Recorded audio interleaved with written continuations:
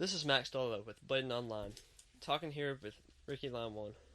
Now, Mr. Ricky, I understand you have some roots from Ukraine. Yeah, I do. And my grandfather was born and raised in Ukraine. Now, he did immigrate here to the United States in 1908.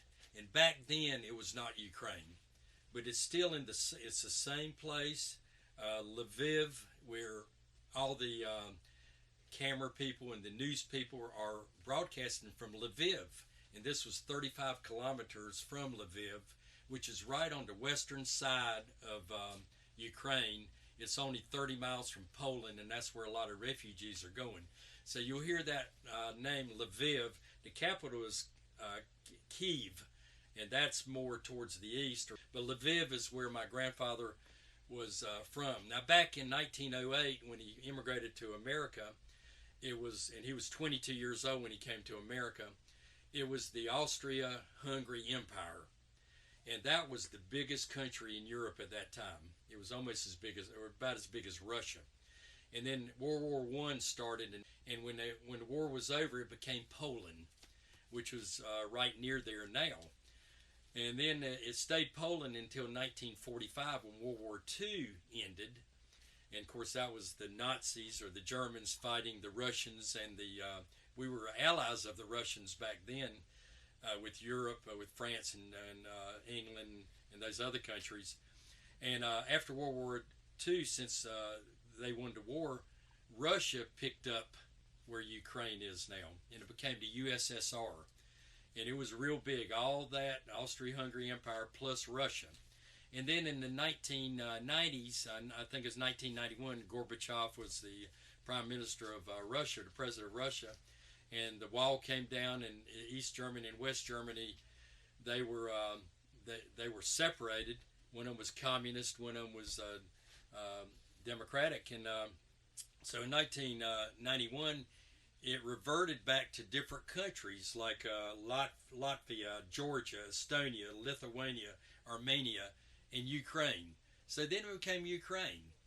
This was in 1991, and it's been Ukraine since 1991, which is 31 years.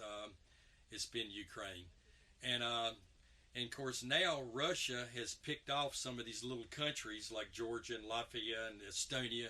You've seen Estonia; they're launching people out of Estonia, and they want it back. All of a sudden, Putin wants it back, and I tell you, Ukraine is fighting like boy, they're fighting really hard, and it just kind of brings back memories of these towns that my grandfather used to mention. And of course, most of the family got out of there in the early 1900s. Some of them are they're definitely not there anymore. But when I saw Ukraine, I said, this brings back a lot of memories. So, Mr. Leinwand, what do you think will happen with the future of Ukraine? That's a good question.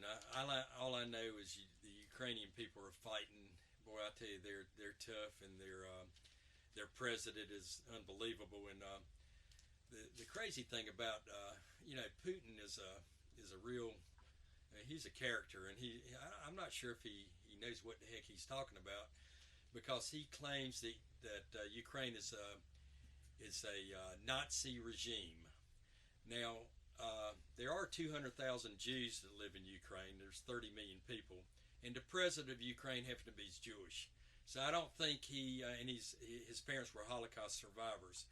So I don't think it's a Nazi regime, so stuff like that really makes me really upset. But they're fighting hard.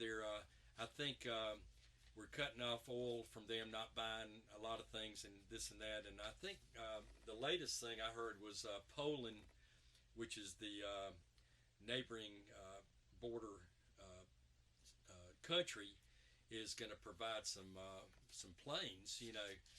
I don't think the United States needs to have boots on the ground or anything like that, but these people do need some support somehow or another. And of course, it'd be nice if it's a ceasefire and everything could go, but they're destroying the country and killing civilians and everything. But it's a dangerous situation because they have Russia's got the nuclear bomb, and Ukraine had it too, and they gave it up, for peace.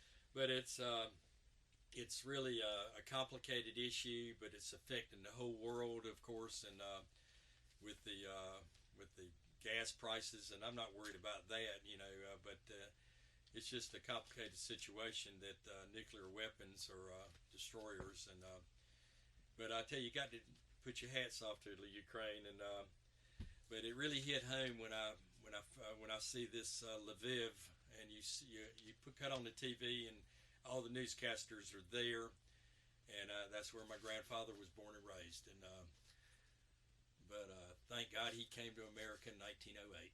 So how do you feel about the Ukraine's president staying and fighting? Well, he's tough, I tell you that, and of course I know their number one goal is to displace him, to probably kill him, and put a puppet regime in there like he did with Georgia and Latvia, Estonia, all those little countries right around Ukraine that were independent 31 years ago. Putin is going after each one of them, so he wants to kill the president, and so I think it's a dangerous situation. But I tell you, he's not scared of them. I can tell you that. All right. Thank you for your time. You are very welcome.